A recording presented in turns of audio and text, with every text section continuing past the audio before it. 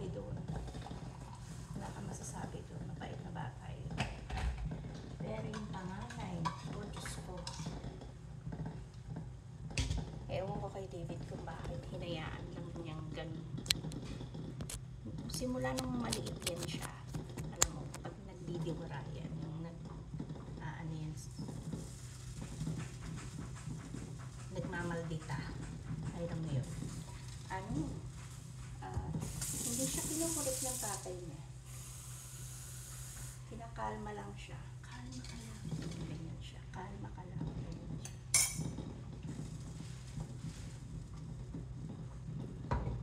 Sabi ko kung ano po yan. Sa Pilipinas, sagutin ka ng ganyan ng anak mo, yung sisigawan ka pa. Ano yung pwede sa akin yun? Hinahanaan niya lang. Nasagutin siya ng ganyan. Sigawan siya. So kagabi, galing akong work, diba? Hindi na ako lumabas, gano'n. Pagkadating ko, umakit na ako sa taas. Nagugutom ako, pero nakalimutan ko. Meron nga pala akong 2 itlog doon sa bangko. So sinabi ko kay Ella na, kunin mo yung bag ko, yung backpack ko, sabi ko sa kanya.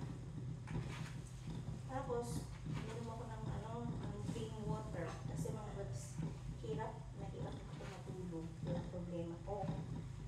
So, minsan, kailangan ko ng tulong yung sleep aid ba? Baga, kailangan ko. Yun. So, yun nga. Naligo sa Ella. Naligo sa Ella para today. Hindi na kailangan intindi yung tatay. Baga. Kasi nandiyan nga yung dalawa. Kahit matatanda na yun. Makaasikaso pa rin sila. Yun na nga. Tapos na si Ella maligo, tapos na ako maligo, ganyan. Nanood lang ako ng konti, nag-follow up lang ako dun sa mga pinanonood ko. Yung katulad yung Pinay in Nepal, yun. Yun, pinanonood ko yun, nag-update lang ako noon. Tapos maya-maya, medyo sabi ko parang feel ko na antok na ako. Tulog na ako. Yun, napapaantok. Na yung alam ko, siguro naiitlip na ako that time. Tapos nagulat ako mga bebs. May sumigaw. Sabi kasi yung sumisigaw, sabi ko. Ay, ang maldit, sinisigawan yung tatay niya. Pero yung tatay niya, narinig ko nagsasalta, pero alam mo, kalma. Ganyan. I bet you, sinasabihan din siya, kalma, ganyan siya. Hindi niya sinasabihan yung anak niya na, huwag mo naman akong kausapin ng ganyan, binabastos mo ko. Parang gano'n na sa sariling bahay ko. Babastusin mo ko. Wala akong narinig na gano'n. Sabi ko, oh my goodness me. Pinababayaan mo yung anak mo ganyan ka, nasa sarili mo ikaw bahay. Sabi ko sa kanya, kabastos talaga ng bata na yun. Walang yun, wala siya, dito hindi ko alam kung tinuturuan yung mga bata ng respeto. Parang walang respeto, alam mo yun. Ganun. Sabi ko kung ang anak ko yan, narinig ko yung nila. Basta sumigaw siya, sinisigawan niya yung tatay niya. Pero yung tatay niya walang sinabi. Basta kalma yung ganyan siya. Pupusta ako, sinabihan siya, kalma ka lang. Ganun. Wala siyang sinasabi. Hindi niya kinukorek yung ugali ng anak niya na wag mo naman akong bastusin. Nasa pamamahay ko. Yung ganyan. Sabi ko, oh my God. Yung anak mo, Diyos ko. Wala pa man na-achieve sa buhay niya na ganyan na ugali. Kahit nung maliit yan, bastos yan. Nung maliit yan, ako Diyos ko. Ako mga bebs, mahirap. Kasi nga sinisisi niya pa rin ako. Sinisisi niya pa rin ako na yun nga, nagkahiwalay yung magulang niya. Hindi naman ako yung nagpursige sa aming dalawa ng tatay mo, yung tatay mo nagpursige, hindi ako. Never ko pinursige. Siya yung ano, sabi ko, siya yung nagpurso sa akin, hindi ako. Sabi ko, pinababalik ko yung tatay mo noon, sinabihan ko siya. Pero hindi. Tsaka sinabi din niya na hindi niya mahal ang nanay niya. So, you know, ganun. Diretsahan tayo. Ganun ba? Yun. So, ang niya bang, maano siya, alam mo ba, sabi niya na, na engage sila. So, sabi ko, hindi. Wala man sinabi tatay mo sa akin. Sinabi lang niya, lately lang. At saka alam ko na may anak ng tatay mo, kaya sinabi ko sa kanya na bumalik siya sa iyo. Yung nangyari sa amin, one off, tinanong ko siya. Pero hindi pinusigyan ng tatay mo, kasi nasabi na nga niya na hindi niya mahal ang nanay mo. Na nagsasama na lang sila. Kasi dahil sa iyo, tsaka nasa bahay niya, kasi wala kayong bahay, walang bahay ng nanay mo. Kaya natin. Pero talaga kami, sabi ko, grabe, ang bastos na diba? Yung mga ano, sabi ko, akala ko ba, at saka ito pa mga memes, akala ko yung mga puti, ano sila, diba, yung independent sila, ganyan. Ako, Diyos ko, mga memes, 19 na ito. Nakaano pa rin, nandito ha, magpapaluto ng pagkain, nandito magpapakuha ng tubig. Ano ba yun? Mayroon ka namang, tawag dito, paa. Gawin mo yun. Diyos ko po. Yung Joawis ko kasi, mga babes, ang problema sa kanya, hinahayaan niya. O sige, huwag mo i-correct yan. Pagka ano yan, tingnan mo. Huwag niya talagang ulitin sa akin yung dati na ginawa niya sa akin. Bakit kita susundin, hindi mo nanay? Or ano. So, huwag talaga. Sinagot ako ng ganun, mga babes. Sabi ko, ayos ah. Sinabihan ko naman yung asawa ko. Sabi ko, ako, masamang madrasta. Sabi ko, yung bunso ng babae, yung nasa wala kasi, hindi ganyan sa akin. Sabi ko gano'n. Mabait sa akin, hindi ganyan sa akin. Sabi ko gano'n. Sabihin ko mga website. Kasakal ko lang ng secrets. Hindi parang mga sumikot.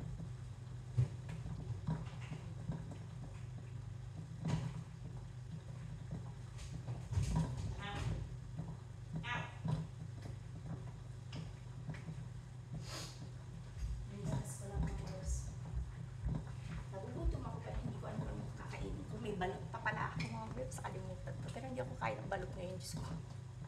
Mamaya magkurog-kurog yung ating tiyan. Kape tayo. Kaya kayong mga, may mga afam dyan, na alam ninyo na may naunang pamilya sa inyo, tapos may mga junakis. Ingat. Mag-ingat kayo, at saka maging ready kayo kung kaya ninyo. Kasi akala ko ready ako eh. Kasi may anak naman ako, ganyan. Hindi ko alam na ganun pala. Maldita. Tapos sabi ko, kung ako talaga, yung mga anak ko, yung sinasagot-sagot ako noon, walang ginawa yung asawa ko, hindi man lang sinabihan yung anak niya na mag-sorry sa akin, wala. Kinausap yung anak niya, kalma ka lang, ganyan siya. Tapos kasi bata yun. Bata? Sabi ko, intayin mo hanggang tumanda yan. Sabi ko gano'n. Sabi ko, dapat bata pala, tinuturuan mo na lang ng magandang asal. Hindi yung gumalma ka lang. So, hindi mo pwedeng sabihin sa lahat ng tao yan na papakalmahin ko bata kasi. Kasi may mga tao na hindi. Walang pakialam kay bata yan. Diba? May ganun. May mga pumapatol. Alam mo yun? Gusto ko talaga siyang patulan ng time. Inilabas ko lahat ng galit ko, ng inis ko. Hindi magalit, kasi hindi man ako galit na galit. Iba naman yung word na galit. Yung busit ko doon sa anak mo. Yan, sabi ko, oh my God, baby. Ako, pwede ko siyang i-ignore. Yung parang hindi ko siya nakikita. Ganyan.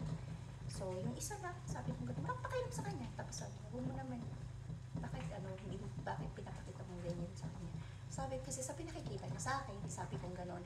Tapos sabi kong ganon, huwag mong sabihin na yung mas maganda yung ano ko doon sa bunso mo, kasi yun ang ginagawa mo rin. Mas maganda ang ugali mo, mas maganda yung ano mo doon sa pangalan mo kaysa dyan sa bunso mo. Bakit? Kasi lagi na lang before, oo siya ng oo doon sa pangalan. Pagdating sa bunso, wala. Ay, hindi ganyan. Kaya yung bunso kanino lumalapit sa akin. Sa akin nagpapabigay, sa akin siya nag-a-approach. Kasi nga, ikaw magsasalita ka hindi, puro hindi sa kanya, pero doon sa pangalan mo, oo. Iba ang pakikitungo mo doon sa pangalan mo tsaka sa bunso mo. Tapos yung isang araw, gusto ko sarang sagutin. Nag-visit kasi ako sa amin, ganun kay Ella. Sa kasi sabi niya, okay, sabi niya Ella, sabi niya, gusto ko nang inumin. Tapos sabi niya ganun kay, sabi ni tatay sa kanya, halika, sumama ka sa akin, hindi mo napatulog niya. Sabi niya ganun. Pero dun sa mga junakes niya, nung ganyan ang edad, basta sinabihan siya, wala nang peace, walang ganun. Susunod siya, ibabalik niya dun. Pero kay Ella, sasabihin niya, hindi mo sumunod ka sa akin. Ayos ah. Pero si Ella, never kong tinuruan na kailangan pumunta ka dito, kunin mo. Kaya, si Ella hindi yan mapalautos na hindi siya uutos na magpapaki siya kasi hindi niya abot. Pero pag abot niya, hindi naman niya yung gagawin, hindi siya yung mag-a-ask ng permission sa'yo. Dati rin yung pagpupuk niya, kumbaga, mama, tulungan mo ko, ganyan. Ngayon, lately, wala na, ayaw niya. Sabi niya, hindi, ako na lang. Sabi niya, I can manage. Diba, pa? At saka tinuturuan ko lang, marunong naman yan siya kasi sa school din hindi naman yan pwedeng magpatulong. Pero yung panganay, alam mo ba, tinuruan ko yung magpunas ng puwet niya. 9 years old na namin, Diyos ko. Yung ngayong edad ni Ella, naku po, Diyos ko. 9 na nagpapapunas pa ng puwet ng tatay niya. Tapos there's this one time na may ginagawa yung tatay niya, ay, kung punasan yung puwet mo, kahilo, sa lublob pa. Yung mga anak ko nga, pagdating ng 5 years old, 4 years old, ganyan, marunong magugas ng puwet, diba? Sa atin sa Pilipinas, dito, Diyos ko, yung bunso, tinuruan ko 7 siya, class 7 siya, or 6, something like that. Ayun, nagulat yung nanay, pag uwi, marunong na ng sarili niya. Ewan ko nga, tumutulong yan sa mga nanay nila pag nandun sa bahay, kasi dito, nakatunga nga lang. Ang salita sa'yo. Years late, kinagano niya tatay niya. Yung tatay, walang sasabihin mga bebs. Ayos grabe mga bebs ang sabi ko sa inyo. Hindi kinaya ng powers ko. Ang ugali ng pakanin ng anak ko. Hindi ko sa aking, ano yung tawag ng mga bebs? Sa aking pag-iisip ba?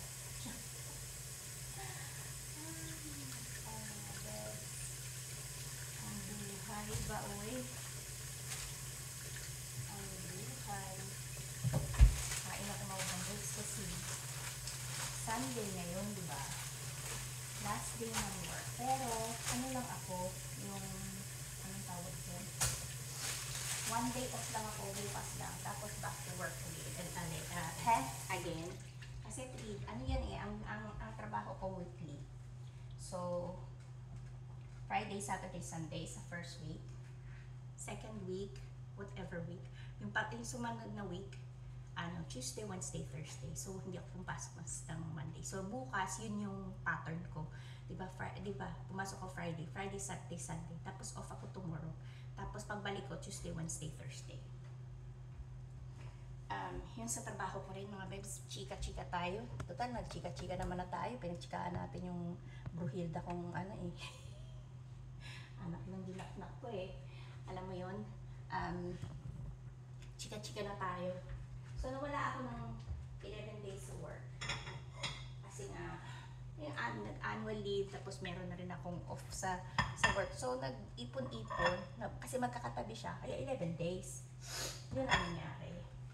Tapos, pagbalik ko, nagulat na lang ako na, sabi nung Bruhilda, na nabibista ko doon, basta, yung nakakataas sa akin. Yung ganun ako dati. Sabi niya nga, alam mo bang wala na yung boss natin? Sabi ganun. Sabi ko, ha? Sabi ko ganun, wala na? Ano yun? Sabi ko, ang bilis naman. Sabi ko ganun. Tapos sabi ko sa kaya, back to normal na naman pala tayo. Sabi ko ganun Tapos, ang daming gutted na mga co-workers ko, gutted sila lahat. Halos lahat sila, bakit ganun? Sabi nilang ganun. Gusto pa naman namin siya, ganyan. Alam nyo ba, 7 years na pala yung na yan. Yung ko na yan. At pito din ang naging, pito din yung naging manager. Diyos ko po, mga boss, pito din. So, malapit na ako magtatlong taon dyan, dalawa na yung boss na nawala. Diyos ko po, ang mga tao, yung mga baguhan, tsaka yung ibang mga siyempre nag-speculate ka, diba? Bakit ganun? May mali. Ibig sabihin may mali. Hindi yung mga manager, yung kung sino yung nahandyan na. Yun. Nako, mga babes. Ewan ko, maganda pa naman sana yung na yan. Feel ko pa naman dyan. Kaso yung mga naririnig ko, yung mga, yung mga na-experience ko. Ay, nako. Usong-uso talaga, dito, mga babes, kay puti ka, kay may mga bully talaga dito, mga babes. Ewan ko kung ano sila. Hindi ko alam kasi parang nafe-feel akong hindi tama. Alam mo yun, may feeling ako na hindi tama. Ganun.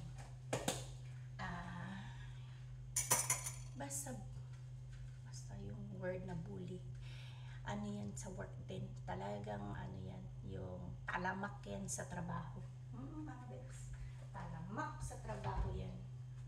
Yung pagiging bully. Nabully ako nung una, di ba? Sinabi ko sa inyo, nabully ako nung una. Lumaban lang ako. Kaya ngayon, palaban ako. Bakit? Pare-pares tayo, no? Ano kahilo? Hindi naman ikaw yung may-ari.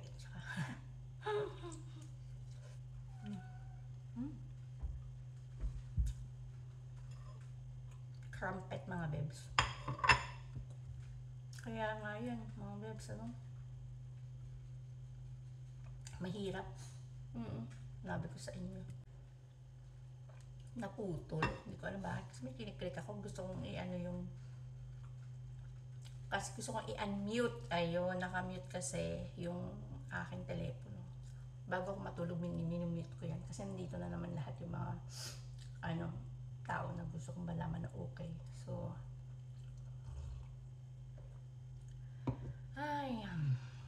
so yun na nga, mga peps. Balik tayo dun sa Junakis ng Jawawis ko. Tsaka, yun, sinasabi ko nga sa inyo, maging ready kayo. Kung may Junakis yung mga anak ninyo, yung mga asawa ninyo sa una. Maging ready kayo kasi hindi nyo alam yung magiging situation ninyo.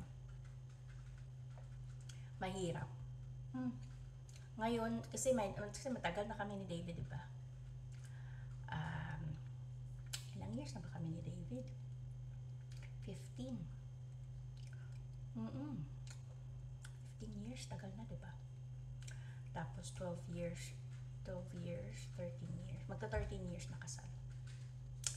Ayan. So, maging ready kayo kasi hindi madali. Baka mamaya mag-dates din na katulad ko yung magiging anak, yung anak nung afam ninyo. Tapos nung una tuwing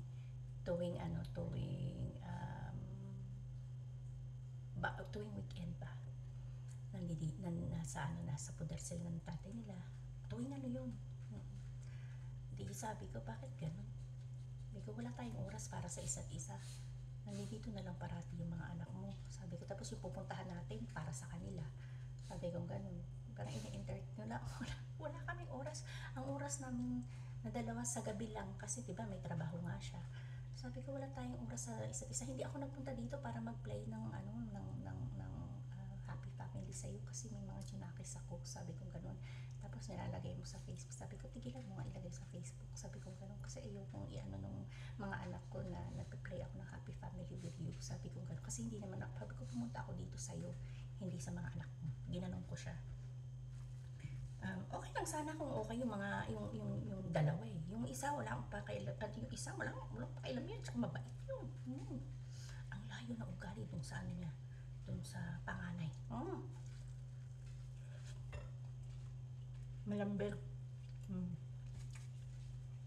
Tapos ayun nga, hanggang sa yung naging ang nangyayari is parang lumayo na ng lumayo yung ano ko sa kanya. Kasi sabi ko, wala man lang tayong araw para sa isa't isa. Sabi ko ganun. Bakit yun na lang parate? Nandito sila parate. Sabi ko ganun. Wala tayong magawa na parang sa ating dalawa. Sabi ko ganun. Aalis tayo dahil lang sa kanila. You know, alam mo parang naboboard na ako sa aming dalawa na walang nangyayaring excitement sa aming dalawa na ano na ako. Sabi ko, uwi na lang ako. Sabi ko gano'n, ayoko ng ganitong buhay. Sabi ko gano'n. Parang pinag-aano mo lang ako na yung pag lumabas kami, ako magiging yaya ng mga anak mo na magsisira, ganyan. Sabi ko gano'n, ako taga-Punas, ganyan. Sabi ko gano'n, ayoko ng ganito. Sabi ko gano'n. Tapos sabi niya gano'n, nakita din niya na parang hindi niya maganda yung nangyayari na sa amin. Yun, kinausap niya ngayon yung nanay ng mga bata na mag-on off kami ng weekend. Ganon. Kasi nga, wala kaming oras para sa isa't isa yun. So yun, medyo naging okay na kami. Kasi meron kaming oras para sa isa't isa. Ganon.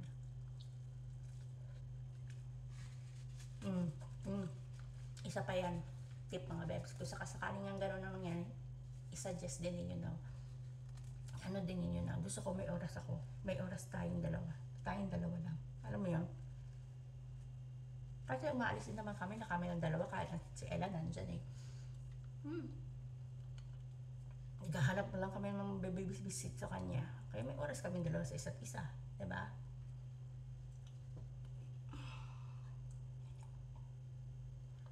Ganon. So, maging ready kayo kasi mahirap. Tapos isa pa, ang naging pakiramdam ko. Sinabi ko na rin to sa ibang mga past vlog ko na ang pakiramdam ko that time na wala pa si Ella. Parang ikaw yung kabit. Kahit nakasal kayo. Kasi hindi naman siya kinasal dun sa nanay nila. Naging pakiramdam mo kabit ka. Kasi nga, syempre, pag kailangan kita sa mga anak ko, siya yung nanay, di ba? Pag kailangan ko ng tulong, syempre punta ka. Ganun yung nangyayari. Ganon. Kahit na meron kaming plano, pag sinabi niya na kailangan kita, iaano niya yung plano namin. I-disregard niya kasi nga kailangan niya mapunta doon. Ganon. Tulungan. Tapos, yun ang nangyayari. Parang, lagi na lang ko naiiwanan, nagbumukhang tanga ako dito. Yung parang ganon, hindi asawa yung pakiramdam ko. Kabit. Ganon. Siyempre, may anak sila di ba? Hindi, sabi ko, teka lang muna, sabi ko. Tapos, napaisip ako, kasi nung una, sabi namin, hindi kami mag-aanak, okay lang kung walang anak, okay lang. Kasi total, may anak na kami dalawa, para meron kaming sa isa't isa. Pero ang nangyayari nga, ganun pa rin pag kailangan siya, nandito yung mga bata. Minsan, sunod-sunod yan na weekend na naman, bumalik na naman sa ganun. Nagkandaleche-leche na naman kami dalawa. Ang ginawa naman naman yung isa, sige, sabi ko sa kanya, gusto ko ng anak, sabi ko, kasi nararamdaman ko parang hindi mo ko asawa. Kasi yung dalawa, hindi mawawala ang connection niya. Okay. Anak sila diba? Sabi ko, gusto ko ganun. Gusto ko may connection tayo. Sabi niya, bakit? Ba tayong connection? Kasi naman tayo. Sabi niya, hindi ko nararamdaman yun. Nararamdaman ko kabit mo ko. Natawa siya.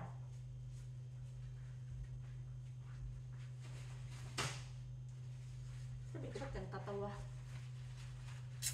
Sabi niya, yung ba't nakaramdam ko raw? Hindi kita asawa. Asawa ka niya. Siya pa rin ang nagkocontrol sa'yo. Kaya ayun, nakapag-desisyon kami na magbuntis, pero hindi ako nagbuntis agad mga bebs, takot ako. 2 years kami nagtatry. Wala. Nagtataka naman ako. Kasi diba medyo naknak naman ako, medyo naknak din siya. Bakit ganun? Hindi tayo makabuo. Hindi kami makabuo. Bakit ganun? Kasi siguro stress, mga bebs. Stress na nararamdaman ko. Ganon. Stress Is point na. Kaya namin to ginagawa kasi para magkaanak, diba? Wala nang enjoyment. So, sinabi sa akin ng doktor, stress ka lang. Umuwi daw akong Pilipinas. Unwind ako ba? Unwind daw ako. Tingnan nyo. Sinabi ko sa inyo, kailangan ko to parati, diba? Pag kayong pumapasok lang ako sa work, kasi nga lumalayas ako. Ayoko naman na yung pag naglayas ako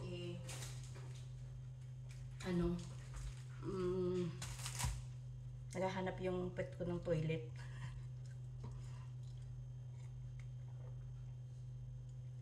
Ayan. So, ayun nga. Ano ba yung pinag-usapan natin? Nawala na ako? Ayun. Binaano ko mga babes para malaman ko ano pinag-uusapan natin. Diba? Pardon me. Na-dementia ako. Uy! Ayun na nga. Ang sabi ko na lang, gusto talaga magkaanak kanya. So, umuwi ako ng Pilipinas. Pag uwi ko ng Pilipinas, syempre, nandun yung mga anak ko, nandun yung family ko. Nawala yung stress ko. Alam mo yun, hindi ko rin inisip na yung kasi sabi ko, may anak ako dito. So, ba't ako maghahanap ng anak, di ba? Then sa Pilipinas nun, nandun yung mga boys ko, ganyan. Tapos, pagdating ko doon sa Pilipinas, sabi ko sa mama ko, bakit ganun mama? Sabi ko, kasi isang buwan ako doon eh. Sabi ko, sabi ko, dapat meron na ako ngayon. 2 weeks, na ako, yung 2 weeks over na ako, sabi ko, na delay, kumbaga. Pero hindi ako nag-expect kasi alam niyo ba, Diyos ko, sa sobrang ko na stress na yung magkaanak. Diyos ko, hindi ko alam kung ilan yung nabili kong frog test. Tapos lagi na lang ako nadidisappoint, kaya ayoko sana. Sabi ni mama, punta kami ng Walter Mart, sabi ni mama ko, ayun pala ang galing kasi nandun yung mama ko, yung milestone nung ko, nandun yung mama ko. So sabi ni mama, sige bumili ka, sabi niya gano'n, tapos test natin. Maagang nagising si mama. Kaya kasi nga di ba dapat maaga mo siyang itetest yung unang ihi mo. So, sabi ko sa mama, ayokong tignan. Sabi ko, madidisappoint na naman ako. Sabi ko gano'n, ayoko na. Sabi ko gano'n. Kung nandyan. Kung wala. Hindi na ako mag-e-expect. Tapos sabi niya, sige. Sabi niya gano'n. 2 tayo. Sabi niya gano'n. Mga peps. Pak! 2 line. Diba? Buo si Ella. Pinicturean ko. Sinend ko kay tatay. At siya naman, ano yung tinitingnan ko? Parang tanga to. Tanga, 2 ka ng anak, hindi mo lang ibig sabihin yan. Tapos sabi niya, tumingin ka, magpaano ka muna sa doktor para sure ball. Sabi niya, kasi nga, ayaw niya yung madidisappoint na naman ako. Kasi ngayon nga, ako nai-stress ako, nade-depress ako, lahat na ng S. Sa dulo. Yun. So, sabi ko, sige. So, nagpa-doktor ako, ganyan. Ayun nga. Buntis. O, diba? Kailangan ko lang pala talaga umuwi. Parang gano'n, para rejuvenate ang aking utak. Hindi yung puro nalang buset ako dun sa panganay niya. Tsaka dun sa yung kamukha niya, yung kamukha niya si Ella. Buti na lang maganda. No? Maganda naman yung bata. Maganda silang 2, pero mas maganda yung pero may hawig sila ni Ella. Pero, iba yung mukha talaga ni Ella. Syempre, dahil sa akin, hindi naman sila parehas ng nanay, di ba? Pero yung yung bunso, naku, kagandang bata, matangkad. Hindi niya alam na maganda siya. Natatawa ako sa kanya. Sabi nga namin, pwede ka maging model. Ginagano namin siya. Natatawa siya.